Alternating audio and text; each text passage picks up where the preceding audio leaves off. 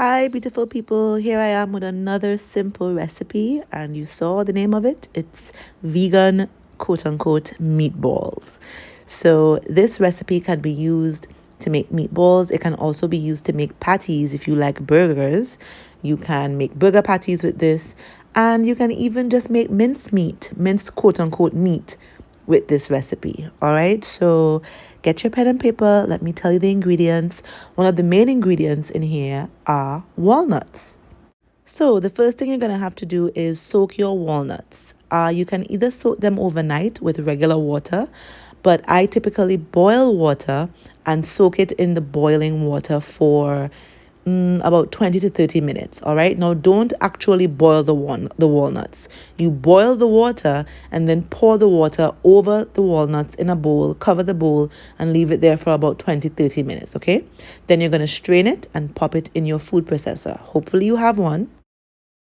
So while those walnuts are soaking, let me tell you the other ingredients. And keep in mind, you can tweak these ingredients. You can add, you can take away, you can make it your own.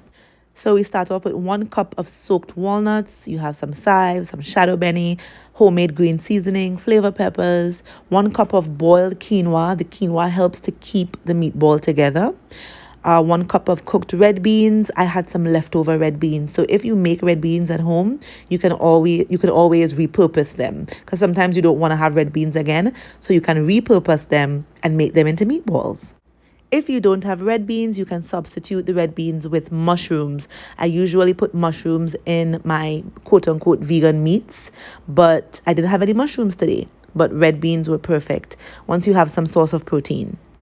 Next, we have a dash of arrowroot flour. I use arrowroot flour because it's a good substitute for me.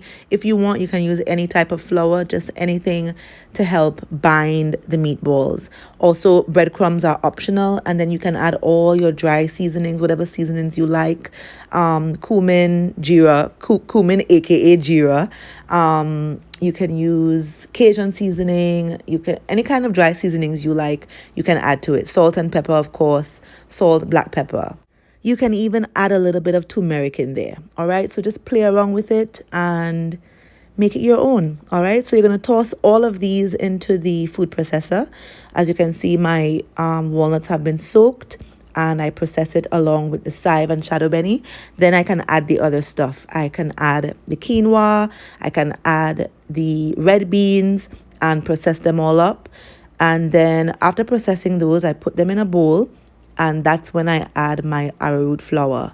All right, so I put the arrowroot flour last and the breadcrumbs last. Okay, so everything, all the other ingredients go into the food processor except the arrowroot and the breadcrumbs. I put those things last and mix them by hand. Okay, so after you've mixed it all up, you could just use some foil paper on a pan and put some oil on the pan, because you don't want these to stick.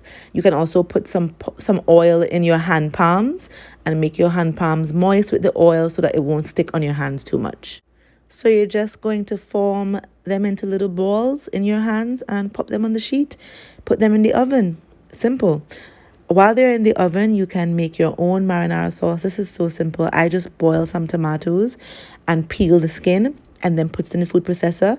From the food processor, I go back on the stove and heat it up and add all my fresh veggies in there, and you just make this awesome marinara sauce. Like, it's really not difficult to make your own marinara sauce without ketchup. No ketchup involved, just tomato. But anyway, enough about my marinara sauce. You're going to go back in the oven after a while and flip your meatballs to make sure that they are evenly cooked and that it's brown all around. Oh, by the way, my oven is on 450. And I will be having my meatballs with squash noodles. If you have a spiralizer at home, that would be perfect. When my meatballs are almost done, I just put my noodles in the oven and have it bake for just about 5-10 minutes, not too long. So when those 10 minutes are done, by that time, your meatballs and your spaghetti will be done, and they'll both be warm and ready to go at the same time. And that's it. Here is my spaghetti and meatballs, vegan style.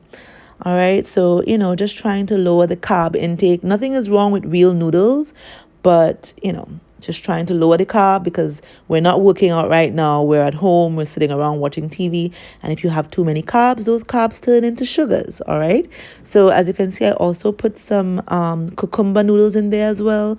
It was perfect. So try this recipe, try the meatball recipe, and like I said, make it your own. Add whatever you want to add to it. You can even add cauliflower in there. You can add carrots in there. Like, it doesn't matter.